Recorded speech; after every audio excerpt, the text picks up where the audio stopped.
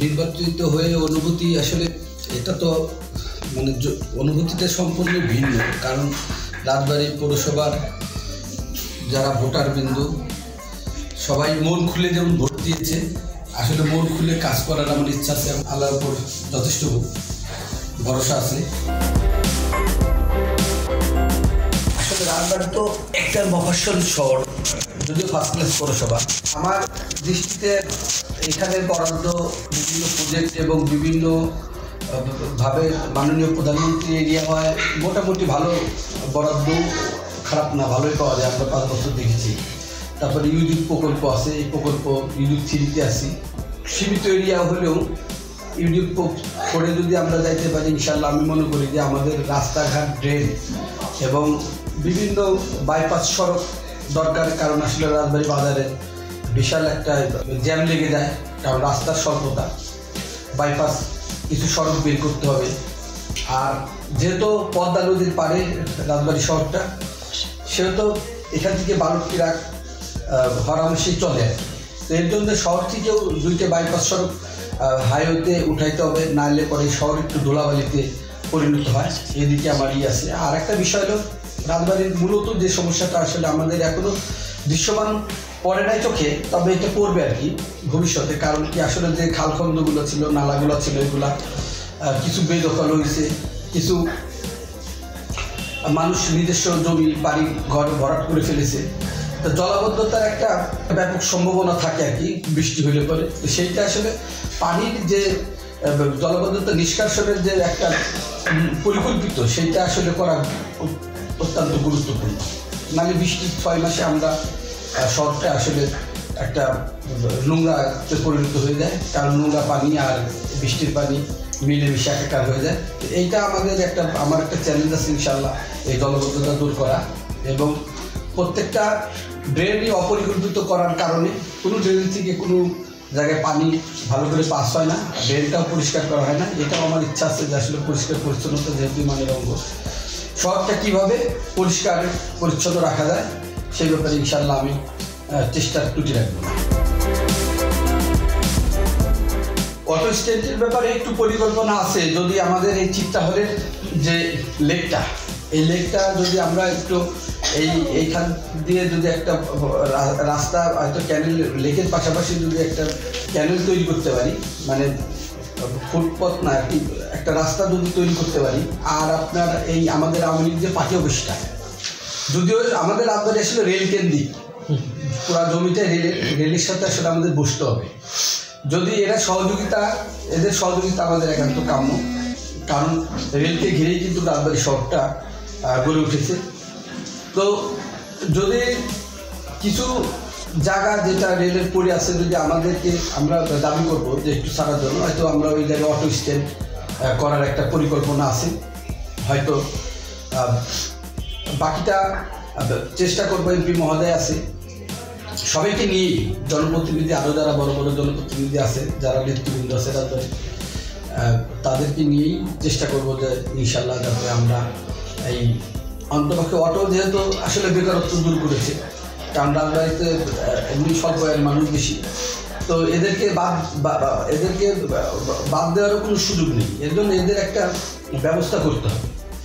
আর একটা বিষয় হলো, রাজবাড়িতে আমি বিনীতভাবে অনুরোধ করব রাজবাড়ির জনগণের কাছে, আসলে আমরা অনেকেই বুঝি না যে রাস্তা কিন্তু সাবজে যায়। রাস্তা দিলে পরে এটা কিন্তু অনেক বড় যে মৃত্যুর পরেও এর সব পাইতেই থাকে। কিন্তু আমি একটা জিনিস আমি রাজবাড়িবাসীদের উদ্দেশ্যে বলতে চাই যে আপনারা একটু রাস্তার প্রতি, যেমন বাড়ির প্রতি আপনারা সদয়, রাস্তার প্রতি একটু সদয় হবেন। রাস্তাগুলো আসলে সংকীর্ণ করাতে এই জ্যামের কিছুটা সমস্যা আমরা করি। তো যাই হোক, আমি মনে করি ইনশাল্লাহ আমাদের রাস্তা আস্তে আস্তে প্রশস্ত করতে হবে, অনেকটাই বিদ্যুতায়ন 100% করতে হবে, আলোকিত শহর করতে হবে।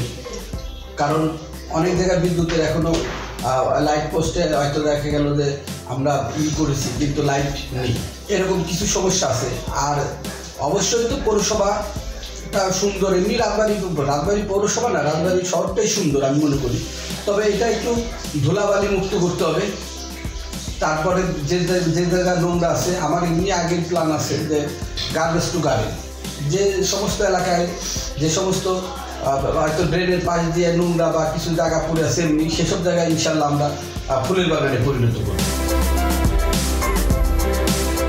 মাদক নির্মূল করতে হলে আমাদের বাচ্চাদের, আমাদের শিশুদের এবং আমাদের যুবকদের কিন্তু খেলার মাঠে ফিরিয়ে আনতে হবে।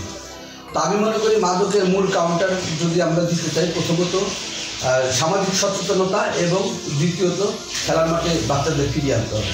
অনেক স্কুলের মাঠ আছে, RS স্কুল, আপনার জেলা স্কুল, তারপর ইয়াসিন স্কুল, শহরভিত্তিক কিছু স্কুল আছে যে মাঠগুলো আছে, এই মাঠগুলো আসলে খেলাধুলা হয় না। কারণ হলো এই একসময় আমরা কিন্তু স্কুলের মাঠগুলোই খেলাধুলা করতাম, আর কিছু হয়তো পরিত্যক্ত জমি থাকতো, এই জমিগুলোতে আমরা খেলাধুলা করতাম, আমি নিজেও খেলাধুলা করেছি। তো যাই হোক, আসলে এই স্কুলের মাঠগুলা মানে একটা টাইম হয়তো বিকালবেলা আমার মনে হয় খেলার জন্য এই মাঠগুলো উন্মুক্ত করে দিতে হবে।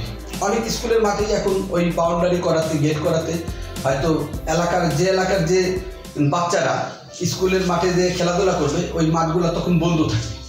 তো এই কারণে এরা মাঠে না দিয়ে কী করে, এরা হয়তো বিভিন্ন বাজে আড্ডায় লিপ্ত হয়, হয়তো মোবাইলের নিয়ে ব্যস্ত থাকে। তো আমি রাজবাড়ির পৌরসভাধীন যে স্কুলগুলো আছে, আমি সকল শিক্ষক মহোদয়কে আমি বিনীত অনুরোধ করবো যে স্কুলে এর মাঠগুলা এলাকা ভিত্তিক যে খেলাধুলা এদেরকে ওইখানে খেলাধুলার ব্যবস্থা করতে হবে। এতে কী হবে, স্কুলের মাঠে যদি খেলাধুলা করে তাহলে ওইখানে বাচ্চারা যাবে। আমরা যখন খেলাধুলা করতাম আমার মনে আছে যে আমরা অনেক সিরিয়ালে পড়ে থাকতাম, হয়তো দেখা গেছে যে প্লেয়ার দরকার 22 জন, আমরা হয়ে গেছি 50 জন, হয়তো আমরা বাই রোটেশনে আমরা আবার খেলতাম।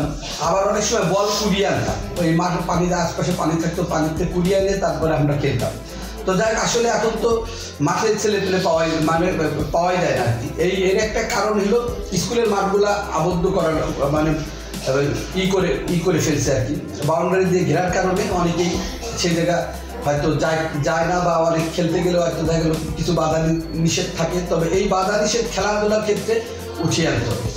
আমি মনে করি আমি এই ব্যাপারে শিক্ষক মহোদয়কে বিনীত অনুরোধ করবো যে প্রত্যেক স্কুলের যে মাঠগুলো আছে বাচ্চাদের জন্য এবং যুবকদের জন্য উন্মুক্ত করে দেওয়া খেলার টাইমটা, বিকেল টাইমটা।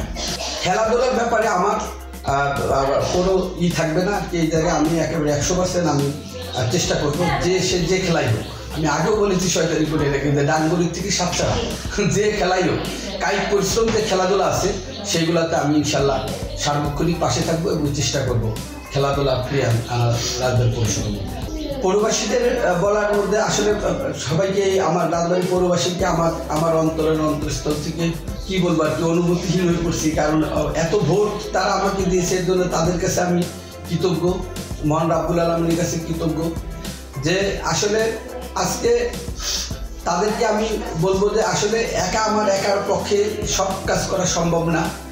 সামাজিক সচেতনতা এবং বিভিন্ন যেগুলো সমাজের অবক্ষয় হয়, সামাজিক অবক্ষয়, সেগুলোর ক্ষেত্রে আমি এই রাজবাড়ী পৌরবাসী এবং ভোটারদেরকে বিনীতভাবে অনুরোধ করবো যে আপনারা নিজেরাও সচেতন হবেন এবং আপনারা নিজেরা খুঁটিয়ে নিজেদের সমস্যা সেটা ইনশাআল্লাহ আমি পৌরসভায় একটা অভিযোগ কেন্দ্র করব।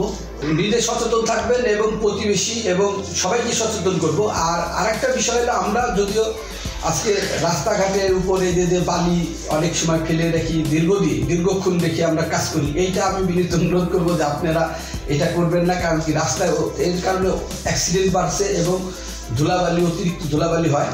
রাজবাড়ী পৌরবাসী অসংখ্য ধন্যবাদ যে তারা এত পরিমাণ ভোট আমাকে দিয়েছে। আল্লাহ যেন তাদের সেবা করা এবং তাদের পাশে থাকার যেন আমার সহায়ক মহান রাব্বুল আলামিন। রাজবাড়ী সার্কেলের ধন্যবাদ আর কি, কারণ আজকে এই যে আমি দেখতে পাচ্ছি যে কিছু যুবক আজকে এরা হয়তো অন্য কোনো আড্ডায় ব্যস্ত না থেকে রাজবাড়িকে বিশ্বের দরবারে তুলে ধরার জন্য যে আপ্রাণ চেষ্টা এবং পরিশ্রম করে যাচ্ছে, এর জন্য তাদেরকে আমি স্যালুট করি।